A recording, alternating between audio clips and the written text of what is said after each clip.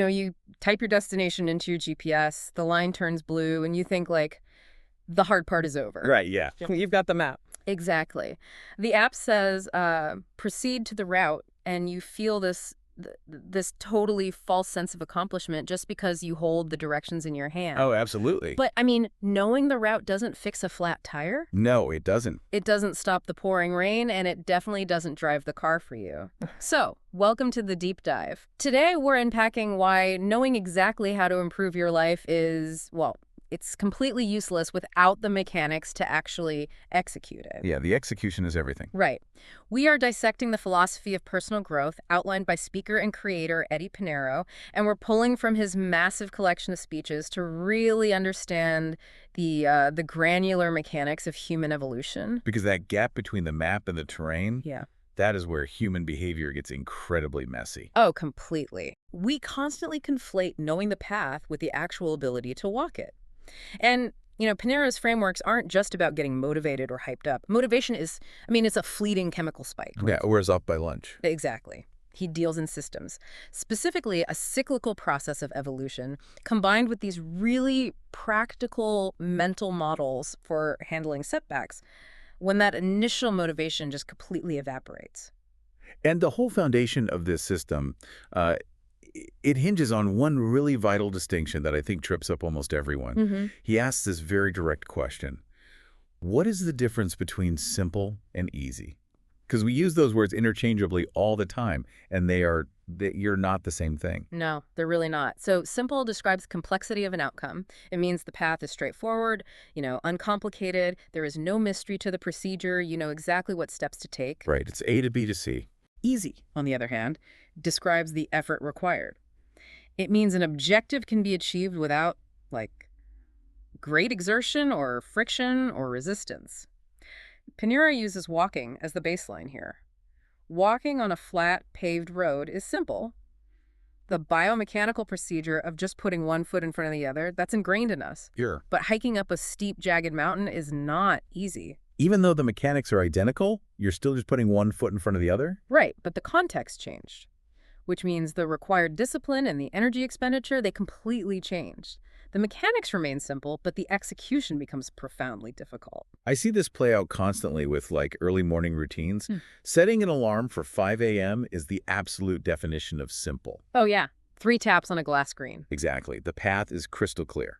But actually waking up to that alarm when it's, pitch black, freezing cold out, and your bed feels like a warm cocoon, that is undeniably not easy. Not at all. So if the path is laid out and we know it's simple, why do so many people look at the mountain and just refuse to walk it? Well, it comes down to the psychology of resistance, and really a lack of a sufficient why.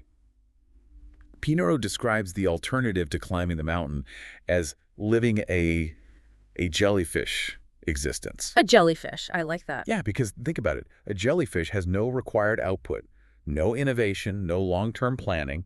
It just sort of floats along with the tide, entirely at the mercy of external currents. Right. And when you lack a powerful internal reason to endure the not easy part of life, you default to the path of least resistance. You just float. I'll admit, in the moment, floating feels fantastic. Oh, it's incredibly relieving. It feels like a lifted burden. Like you secretly hope for a flat tire on the way to work so you have an excuse not to go to that stressful meeting.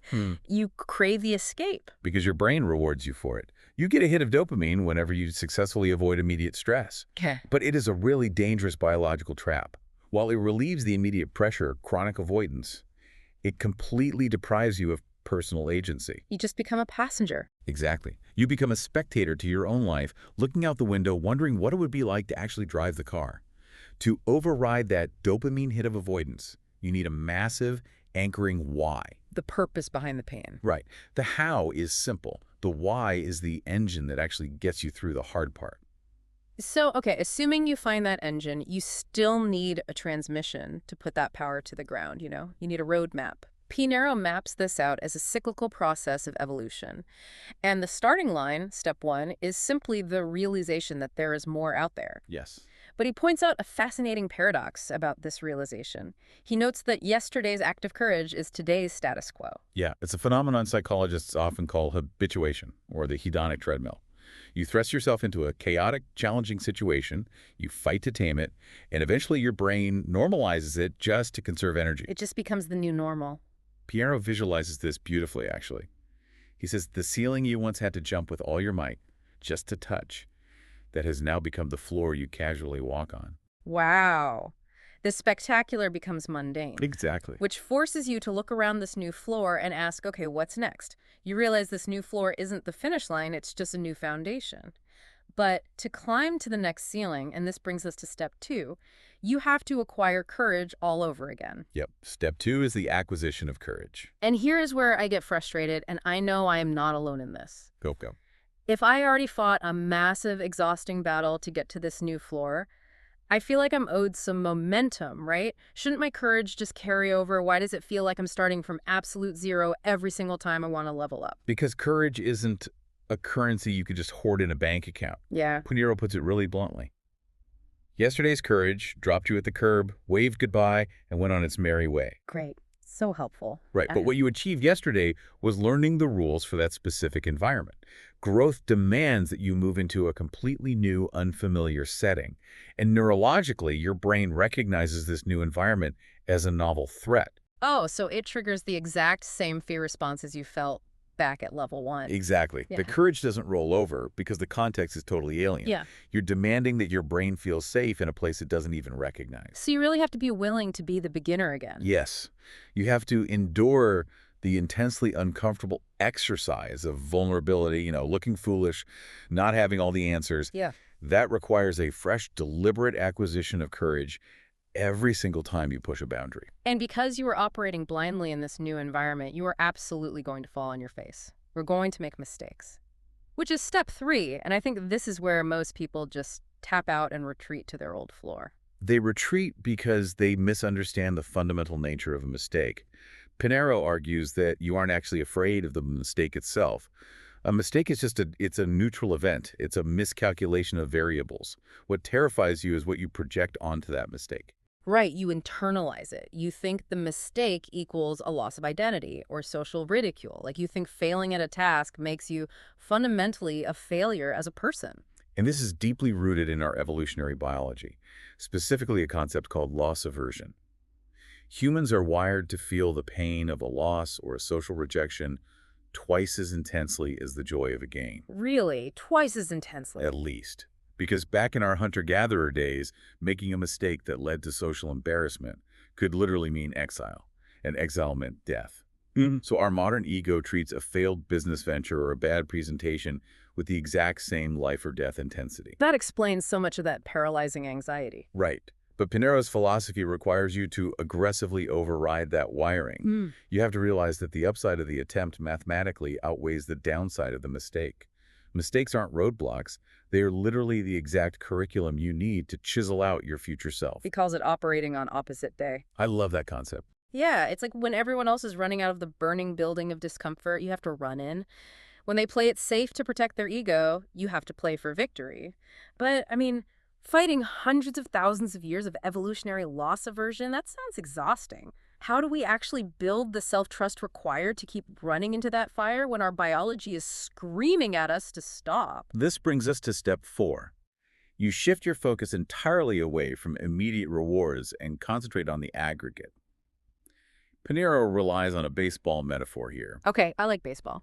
In baseball, even the greatest hitters fail 7 out of 10 times. Right. A .300 batting average is Hall of Fame material. Exactly. Growth is exponential, but it is not dependent on hitting a home run in your very next at-bat. It is the aggregate of all your swings and misses over time. The infield singles, the foul balls, the strikeouts, they all feed into the statistical probability of your eventual success. So it's sheer will, dependent on the discipline to just keep walking up to the plate. Yes. But he also introduces an athletic training mindset to build that discipline, and I think it's brilliant. He talks about having to sign the dotted line before the workout even begins. Oh, pre-commitment. Exactly. Pre-commitment is a profound psychological tool. You're utilizing your prefrontal cortex, the logical planning part of your brain, to lock in a decision before your amygdala can trigger a panic response. Before the fear even has a chance to speak up. Right. You separate the objective task from the emotional pain of doing the task. So before you step onto the track or open that intimidating spreadsheet, you make the decision, I am executing this routine, period. You don't leave the door cracked for negotiation. Because the second the lactic acid builds up or the frustration hits, that inner dialogue starts whispering like, hey, maybe we slow down, maybe we skip the last set. We did enough today.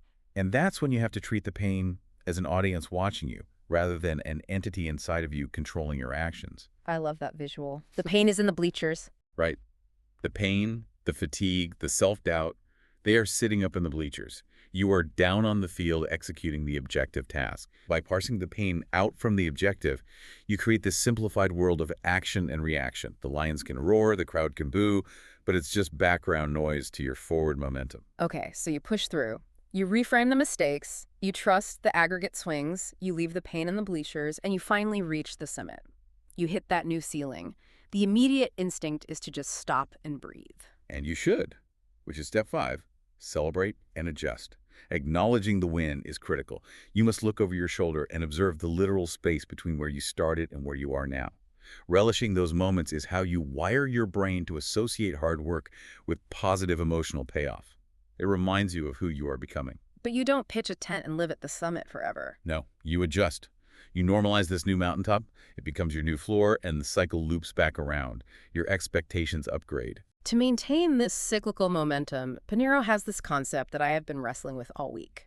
He calls it the 22-second rule. It is arguably the most practical, immediately applicable takeaway from his entire philosophy. So for context, he goes for a run on the treadmill. And no matter what time he committed to beforehand, say he signed the dotted line for exactly 30 minutes, he would always, without fail, add 22 seconds at the very end. Yep. If it was an hour, he'd run for an hour and 22 seconds. Now, I understand pushing past your limits conceptually, but I'm going to push back on this a little bit. Isn't this just a parlor trick? I mean, 22 seconds of extra cardio isn't physically changing your VO2 max. And if I do this every single day, my brain is going to catch on. It knows I'm just moving the goalpost. So how does this actually build long-term resilience? Well, because it's not a physiological workout for your lungs. It's a structural workout for your mental framework. It directly confronts something sports scientists call the central governor theory. Okay, the central governor theory. What is that? This theory suggests that physical fatigue isn't just your muscles running out of fuel. It's actually a protective emotion generated by your brain to ensure you don't exert yourself to the point of structural damage. Wait, really? So it's an emotion? Yes. When you see the treadmill clock hit 29 minutes, your brain's central governor starts shutting down muscle recruitment. It floods you with sensations of extreme fatigue to force you to stop, holding massive amounts of energy in reserve just in case of an emergency. Oh, wow. So it's a safety switch. It's literally lying to you about how much gas is actually in the tank. Completely lying to you. And by forcing yourself to push past that arbitrary finish line by just 22 seconds, you are repeatedly exposing the central governor as a liar. It proves to your subconscious, indisputably, that your stopping points are completely manufactured fictions. It's not about tricking the brain into not knowing the time. It's about building a mountain of undeniable evidence that you are consistently operating at only a fraction of your true potential. You are building internal armor. You're showing yourself that when your internal voice screams, I can't go any further, it is an artificial boundary. Exactly. But okay, expanding your limits in a controlled environment like a treadmill is one thing. Life doesn't happen in a vacuum. What happens when external forces or, toxic people completely derail your progress? Yeah, the ability to handle external derailment is really the ultimate stress test of this entire philosophy. Pinheiro tells this really visceral story about a friend of his in Oklahoma City. This friend owned a business and suffered a massive betrayal. An employee blatantly stole from him. Awful. And when Pinheiro asked his friend what he was going to do about it, the friend responded with this heavy Southern analogy. He asked, if a snake bites you, are you going to chase it into the woods to get your revenge? Or are you going to get the medical attention required to save yourself? It's so powerful. Chasing snakes is the perfect metaphor for how we misallocate our energy after a setback. When someone wrongs us, our ego instantly demands litigation of the past. We focus all our resources on revenge, on anger, on proving we were right, and ensuring the other person suffers. Meanwhile, the venom is literally circulating in your own veins. You are bleeding out while screaming into the woods. Exactly. But it's so hard to let it go. When the harm is real and you aren't the problem, ignoring the snake feels like letting him get away with it. We chase snakes because of cognitive dissonance. Accepting that we have to do the grueling work of healing, especially when it wasn't our fault, it feels deeply unfair. Victimhood acts like a warm psychological blanket. It completely relieves you of accountability. Because if it's the snake's fault, you don't have to take responsibility for your current state. Right. Pinero points out that you must depersonalize the harm to survive. The vast majority of damage inflicted by others comes from their own incompetence, their unresolved trauma or carelessness, not calculated malice toward you. They are just imperfect, messy humans colliding with you. Even if you aren't the source of the wound, you are the absolute only one who can administer the antidote. He references Will Smith's realization about growing up with an abusive father. Oh, yeah. Smith recognized early on that you cannot control where you start in life, and you cannot control the trauma that hits you. But you are 100% responsible for where you go next. The past happened to you, but the present belongs entirely to you. You have to take the wheel. So you decide not to chase the snake. You turn around, you look at the bite, and you decide to take responsibility for your next step. But often when we've been knocked down that hard, we look at our resources and feel entirely inadequate, like we don't have the right tools to rebuild. We wait for the conditions to be perfect before we start our comeback. Which brings us to one of Pinero's most powerful anecdotes, and it's all about mobility and resourcefulness. It involves the rock band, the Goo Goo Dolls, and the creation of their massive hit song, Iris. The context of the story is incredible. Johnny Resnick, the lead singer, was at absolute rock bottom. He was navigating a painful divorce, he was functionally broke due to a terrible record contract, and he was suffering from crippling writer's block. Yeah, he was living out of a hotel in Los Angeles, miles away from any sort of stability. It is the exact antithesis of the ideal, inspiring conditions we claim we need to be productive. Oh, completely. But he gets a call to pitch a song for the City of Angels movie soundtrack, a massive opportunity. But he goes into this pitch meeting with only 2 written lines of lyrics and a guitar that was literally missing 2 strings. Those people would have canceled. Yeah. They would have said, I need to fix my life, buy some new strings, get my mental health in order, and then I'll write the song. But he didn't wait. He took his broken tools into the room, and he built a multi-platinum masterpiece out of absolute patchwork. Because mobility itself is empowerment. That is the core takeaway. Taking one single agonizing step forward with broken tools is infinitely more powerful than standing perfectly still waiting for the conditions to align. You do not need the perfect environment. You just need to start assembling the patchwork. It totally shatters our excuses about being ready. You were never fully ready. The timing is never perfect. You just have to move. So pulling all of these threads together, if you want to integrate Pinero's mechanics into your own life, you have to embrace that evolution is a relentless, grinding cycle. You must continually realize that your current ceiling is about to become your floor.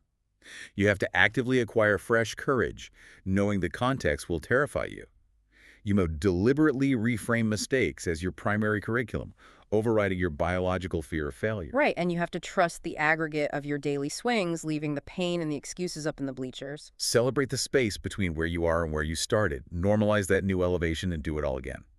The mechanics are simple, but the execution is never, ever easy. It never is. But the most empowering aspect of this whole framework is recognizing that you are the sole architect. The blank page is sitting right in front of you. You do not owe yesterday's version of yourself any obedience whatsoever. You are only bound by the parameters of your own making. We're going to leave you with one and final thought to mull over as you go about your routine today. If the 22-second rule proves that our deepest limitations and stopping points are mostly manufactured fictions designed by our brains just to keep us comfortable, what invisible boundary have you accepted today as a concrete wall? And what would actually happen if you just reached out and pushed right through it?